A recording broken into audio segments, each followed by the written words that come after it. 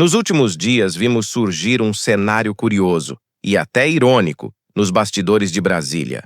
Depois do famoso abraço entre Donald Trump e Lula na ONU, setores do Supremo Tribunal Federal passaram a acreditar que esse gesto simbólico poderia ser o início de uma mudança na política internacional, especialmente no que diz respeito à Lei Magnitsky. Mas será que esse otimismo faz algum sentido? Ou estamos diante de uma ilusão coletiva, quase um auto-engano, que tenta esconder o peso crescente das sanções aplicadas contra autoridades brasileiras, incluindo ministros da corte? O abraço de Trump em Lula à cena foi amplamente divulgada. Donald Trump, presidente dos Estados Unidos, se encontrou com Lula nos bastidores da ONU. O gesto foi cordial, um aperto de mãos, um abraço protocolar e nada além disso. No entanto, para alguns ministros do STF, esse pequeno gesto foi interpretado como um sinal de que Trump poderia aliviar as pressões contra o Brasil, especialmente contra figuras da cúpula judicial atingidas pela Magnitsky. O detalhe curioso é que esse otimismo não partiu apenas dos magistrados. Jornalistas ligados à grande mídia, como Daniela Lima, no UOL, trataram o episódio como se fosse um divisor de águas.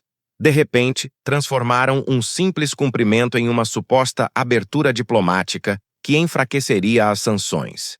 Daniela Lima, conhecida por ecoar versões mais próximas da esquerda, virou a porta-voz desse otimismo. Em sua análise, ela sugeriu que o encontro mostrava uma possível reaproximação entre Trump e Lula, o que poderia resultar em flexibilizações no campo diplomático. Mas aqui está o ponto central. A mídia tenta vender a narrativa de que as sanções da Magnitsky estão com os dias contados. E essa versão, mesmo sem provas concretas, serve como combustível para dar alívio psicológico a ministros acuados e pressionados.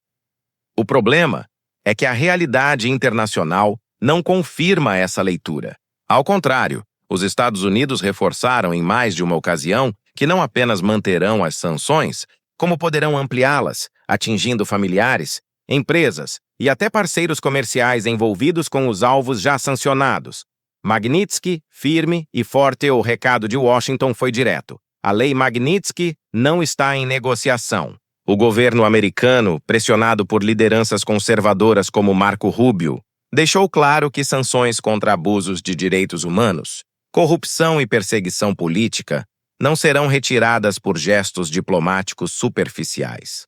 Além disso, relatórios internos do Departamento de Estado apontam que o Brasil é um caso emblemático do uso da Magnitsky. Para eles, as decisões de ministros como Alexandre de Moraes representam violações graves da liberdade de expressão e dos direitos fundamentais. Ou seja, enquanto o STF tenta vender a ideia de que o abraço pode abrir caminhos, os EUA já preparam novas medidas. Fontes ligadas ao Congresso americano afirmam que novas autoridades brasileiras poderão ser incluídas na lista negra em breve. Na prática, é um medo crescente dentro do STF.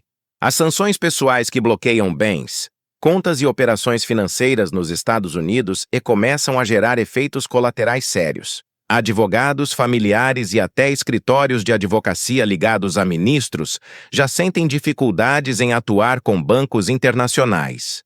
Isso explica por que qualquer gesto simbólico, como o de Trump em Lula, é rapidamente inflado pela mídia e pelos próprios ministros como se fosse um alívio.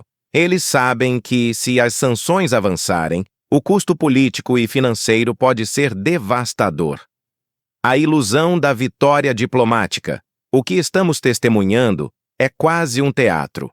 De um lado, ministros e jornalistas tentam vender a ideia de que a pressão americana vai diminuir. Do outro, os Estados Unidos reafirmam, na prática, que o regime de sanções será mantido e até ampliado.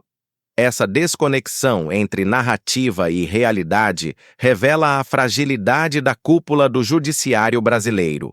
Eles sabem que estão isolados internacionalmente, e o otimismo forçado funciona apenas como um remédio psicológico temporário. Conclusão. Enquanto o STF celebra abraços e ilusões, a realidade é dura e implacável. A lei Magnitsky continua firme, As sanções seguem em vigor e novas punições estão no horizonte. A pergunta que fica é: até quando ministros do STF vão se esconder atrás de narrativas midiáticas enquanto a pressão internacional só aumenta? E você acredita que a Magnitsky pode realmente cair? Ou tudo isso não passa de mais uma ilusão vendida pela mídia e abraçada pelos ministros do Supremo?